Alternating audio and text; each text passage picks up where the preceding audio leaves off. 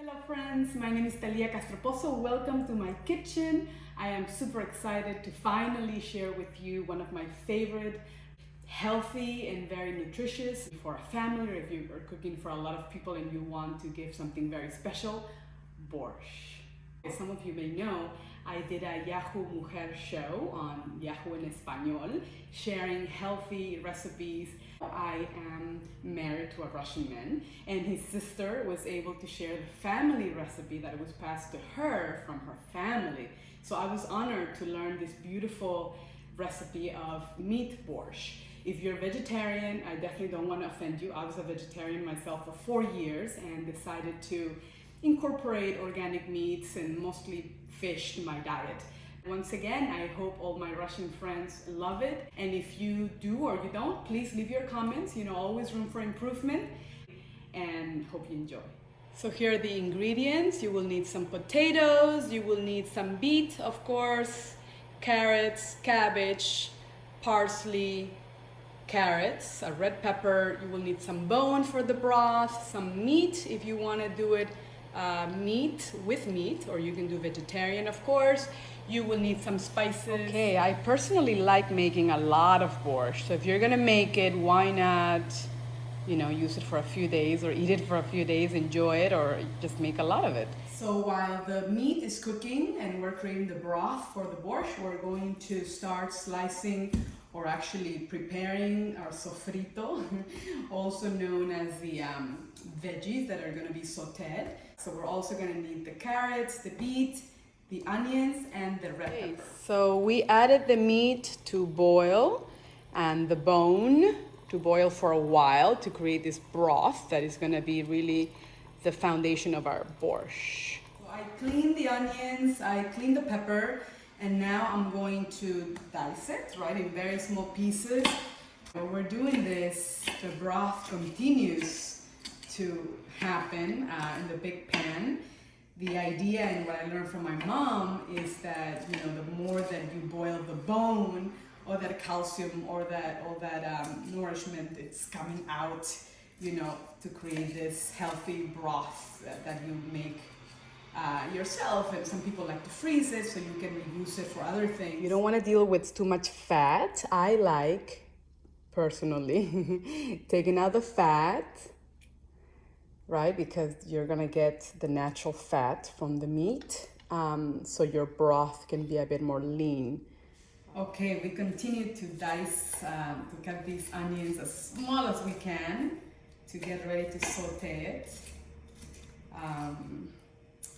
Definitely, if you are gonna make borscht, make sure that you wear some matryoshka apron for inspiration. I am going to start the sofrito here, the sauteing the vegetables here in a very low to just get all that flavor out. So I'm starting with, of course, the peppers, the onions, and then I'm going to start working lots of onions, as you can tell. I think a little too much today, but it's all good. It's all veggies, and onions add such a great flavor to borscht, into any soup. I will be sharing next, if you like this recipe, my chicken soup recipe, which also my kids love, and everyone in the family enjoys it. So we're gonna move on to cleaning the beet and the carrots. And remember, these are these stains, so if you don't mind it on your hands, I don't mind it. Wish I could put it here for a little color. So I am going to be peeling them first. I'm cleaning them.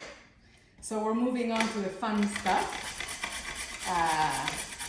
Using the grater, trying to get the carrots and the beet ready to be sauteed. Okay. The broth is still happening. I'm still sauteing the onions and the red peppers. I took a break from this grating, which is a lot of work, but this is the foundation of your red borscht. Your beet, as much as you want. One big one, 2. The kitchen should be a creative place for you to have fun with. It took me a while to learn that. I didn't really learn to cook until pretty much I got married.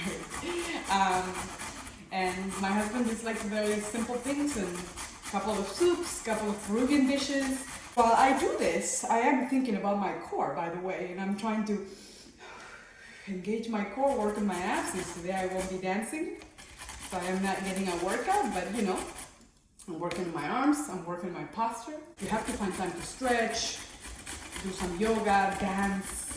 You know, dancing will for always be my favorite activity. It is my profession. I am a dancer, I am an actress. I've been lucky enough, like I said, to do shows where I had to cook things, and it's a lot of beats. So this is really great to be back on camera sharing healthy recipes, and this is one of my favorites, so thank you for watching. Okay, you eat the rest. It is time to saute the beet and the carrots. So while that's sauteing at a low for a while, and you just keep moving to make sure that it all, all the flavor comes out. We're moving on to the potatoes. I love yellow potatoes, papa amarilla, and you can use as many as you want. My kids love potatoes, my husband loves potatoes, so we use about 8 big ones. So I've definitely been cooking for over an hour, so we're still boiling the bone, the meat, the broth still is there. We're still sauteing at a very low fry, right, the veggies, so we're still trying to get the flavor out. While that's happening, I am going to be starting to cut the potatoes in small pieces. Okay, as you can see, the soup is boiling. I am still going to separate and get that fat out of there. So I will be also taking the bones out to create more space. Okay, so I cut the meat in pieces and I'm putting it back in there in small pieces, small bites, to create room for the potatoes now to go in. Lots of potatoes. Soup, Amaya, soup is coming. My daughter is hungry. Lots of potatoes. Amaya. This is how the potatoes are boiling, so we're gonna lower the temperature just a little bit.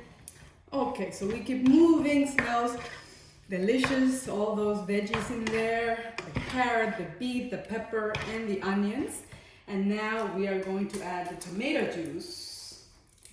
Wow, that gives it a bit of a sour flavor to the soup, and I like to put a lot of it. So it's about 2 cups. Okay, so the last ingredients that we're gonna get ready, and we're gonna cut this really, really thin to put at the very end, it's the cabbage. And the very last ingredient, the parsley. Some people also like to use dill. I think that this is just very tasty. All right, so we're gonna start with the bay leaves.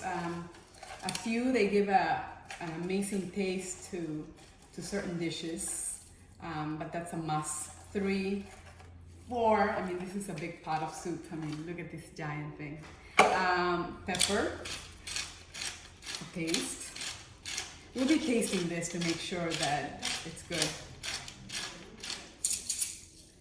Salt.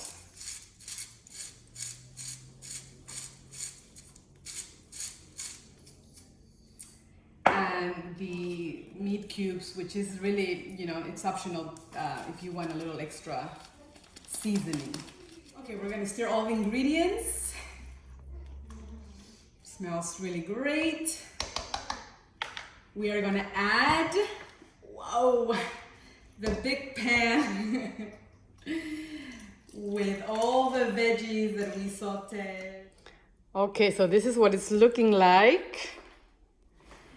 I personally like it a little overcooked, the potatoes and the meat, so I let it cook a little longer, and we will try to see how we are doing with salt and pepper and all our basics. It's hot, so I'm not a lefty. It's really nice. There's the sour flavor from the tomato. There's of course our broth that is there for an hour and a half, even longer sometimes, with the bone and the meat, if you like it like that. The veggies, because we fry them for so long in such a low temperature. For our last ingredients, the show is almost over. We are going to add the cabbage, just a little cabbage, you see? And this is when we turn it off. And this is the parsley. We are gonna serve the borscht. We are gonna try to find a little bit of everything, right? Potatoes, we have a little bit of the meat, of course we have the vegetables. So borscht is ready and it's served with a little spoon of sour cream.